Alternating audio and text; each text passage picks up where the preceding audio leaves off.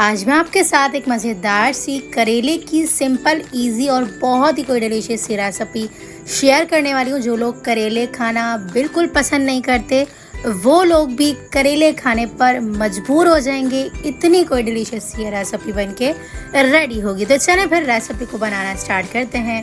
बिस्मिल्लाहिर्रहमानिर्रहीम। सबसे पहले ना हमने यहाँ पर 3 अदद जो है ना बड़े साइज़ के यहाँ पर करेले ले लिए हुए हैं। अच्छा, कुछ लोग जो है ना इसके तमाम स्किन निकाल देते हैं, ग्रीन वाली, और सिर्फ वाइट वाला पार्ट रहने देते हैं। तो मैं ऐसा नहीं करूँगी। मैं जो दानेदार वाला हिस्सा होता है ना इसे निकाल कर, यानी कि इस छिलकों को निकाल कर ना तमाम पार्ट जो है ना रहने दूंगी। तो इस तरह से मैं यहाँ पर छिलकों को जो है ना रिमूव कर लूँगी। तो आप भी इसी तरह से कटिंग किया करें।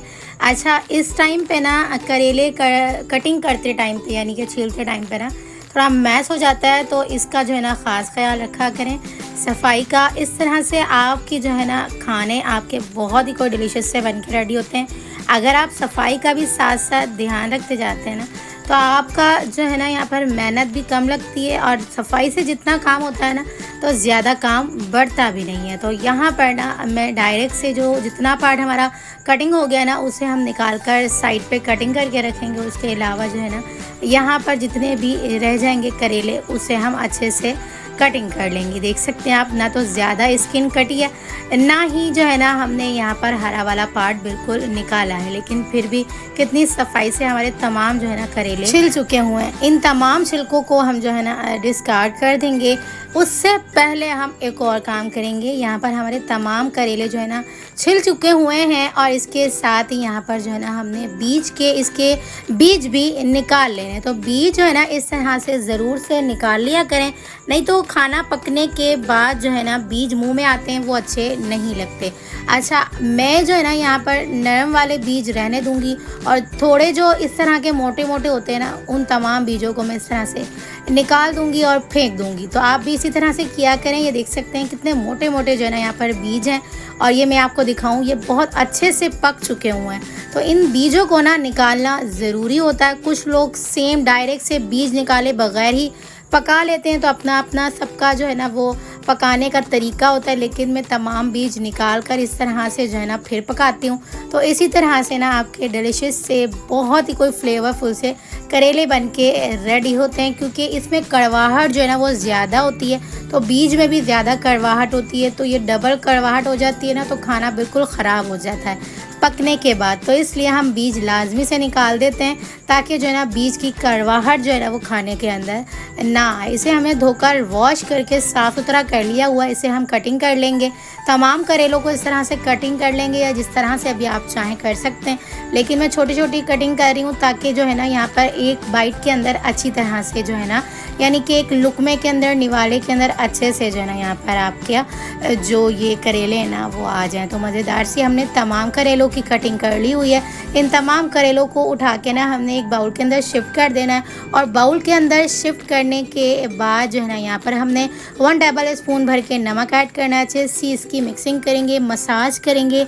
मसलने के बाद जो है ना यहाँ पर हमने आधा घंटा के लिए छोड़ देना है, और इसका ना मॉइस्चर निकलेगा ना तो इसकी कड़वाहट भी निकल जाएगी। कुछ लोग 1 से 2 दिन के लिए भी ना इसे इस तरह से नमक लगाने के बाद ना धूप में रख देते हैं और अच्छे से ड्राई कर लेते हैं। उसके बाद इसे 2 से 3 दिन बाद बनाते हैं, यानी कि पकाते हैं। लेकिन मैं ऐसा नहीं करूँगी। मैं आपको झटपट सी रेसिपी दे रही हूँ, बिल्कुल भी कड़वाहट नहीं रहेगी। आप इसे आधा घंटा के लिए नमक से अच्छे से मसल के रखेंगे ना, तो देख सकते हैं आप मेरे हाथ, आप देख सकते हैं कितने गीले हो चुके हुए हैं, और ये पानी कितने अच्छे से जो है ना छोड़ चुके हुए हैं। तो इसी तरह से ना इसकी कड़वाहट निकल जाएगी। 3 से 4 पानी से धोने के बाद जो है ना इसे आपने डायरेक्ट से फ्राई कर लेना है। तो यहाँ पर ना तेल आप ज़्यादा से ही ऐड करिएगा, क्योंकि जब ये फ्राई होंगे ना तो पहले थोड़ा से नरम होंगे 2 से 3 मिनट के अंदर। उसके बाद जो है ना ये जब लाइट से फ्राई हो जाएंगे और अच्छा सा कलर चेंज कर लेंगे ना, देख सकते हैं आप कितना अच्छा सा इसने जो है ना कलर चेंज कर लिया हुआ है करेलों ने। तो इसे हम निकाल के साइड पे रखेंगे। अच्छा, यहाँ पर हम ज़्यादा फ्राई नहीं करेंगे, सिर्फ इसी कंडीशन में आ जाएंगे। इसी स्टेज पे आके ना करेले जब इतने फ्राई हो जाएंगे, कलर चेंज कर लेंगे, तो इन्हें हम जो है ना निकाल के साइड पे करेंगे। और अगर आपको लगे कि तेल ज़्यादा है तो आप जो है ना निकाल भी सकते हैं। और इसी के अंदर ना हम तेल के अंदर यहाँ पर 2 अदद बड़े साइज़ की प्याज को रफली से कट करके ऐड करेंगे।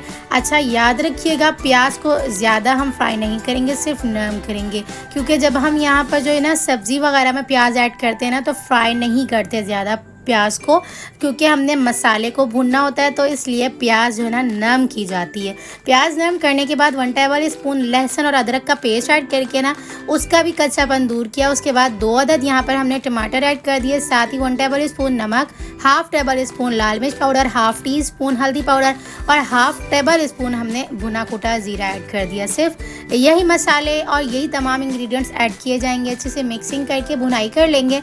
ढक्कन बंद करके इसे भूनने के लिए छोड़ देंगे। 4 से 5 मिनट तक मीडियम टू हाई फ्लेम पे रख के कुक करेंगे ना तो मसाला हमारा अच्छे से भुन जाएगा, अच्छे से कुक हो जाएगा। मसाला हमारा अच्छे से भुन चुका हुआ है। सिर्फ और सिर्फ 4 से 5 मिनट के अंदर मीडियम टू लो फ्लेम पे रख के हमने यहाँ पर कुक किया। तो देख सकते हैं मसाला वेल कंबाइन हो चुका हुआ है, तेल अच्छे से ऊपर आ चुका हुआ है। इस तरह से हमारा मसाला अच्छे से भुन चुका हुआ है। तो यहाँ पर फ्राई किए हुए करेले ना इस टाइम पे हम ऐड कर देंगे, क्योंकि हमने करेलों को ना तकरीबन भी 80% तक अच्छे से फ्राई कर लिया ना, तो ये ऑलरेडी अच्छे से डन कुक हो चुके हुए हैं। लेकिन जो 20% तक रह चुके हुए हैं ना, वो इस टाइम पे आके हम अच्छे से इसे कुक करने के लिए ना 10 से 12 मिनट के लिए ना बिल्कुल दम वाली फ्लेम पे रख के छोड़ेंगे ना, तो इसी तरह से इसी टमाटर और प्याज के पानी में ना ये करेले अच्छे से गल जाएंगे, कुक हो जाएंगे। मैं आपको चेक करवाती हूँ कितनी अच्छी तरह से हमारे जो है ना करेले अच्छे से गल चुके हुए हैं, टेंडर और जूसी से हो चुके हुए हैं। तो ये बिल्कुल भी जो है ना करवाहट वाले नहीं बने थे। एक बार मेरी रेसिपी से ज़रूर से ट्राई करिएगा और मुझे अपना फीडबैक ज़रूर से दीजिएगा, आपको ये रेसिपी कैसी लगी। हमने थोड़े से ड्राई नहीं रहने दिए, थोड़े से जो है ना ग्रेवी टाइप सी आ रही है, तो इसलिए मैंने यहाँ पर तेल को रहने दिया है। अदरवाइज़ आपको ज़्यादा लग रहा हो तो आप तेल को निकाल के साइड भी कर सकते हैं। और आप चाहें तो यहाँ पर कटिंग की हुई ना धनिया और हरी मिर्चें भी ऐड कर सकते हैं, लेकिन मैंने ये दोनों चीज़ें ऐड नहीं की। गार्निश के तौर पर भी आप ऐड कर सकते हैं। तो मैंने बगैर ऐड किए ही मज़ेदार सी ये करेले की सब्ज़ी बनाकर रेडी की है। मिनटों की इस रेसिपी को एक लाइक तो ज़रूर से बनता है। तो चलें फिर मिलते हैं नेक्स्ट वीडियो में। जब तक अपना ख्याल रखिएगा, मुझे दुआओं में याद रखिएगा। मिलते हैं नेक्स्ट वीडियो में बहुत ही आसान, सिंपल और यूनिक सी रेसिपी के साथ। अल्लाह हाफ़िज़।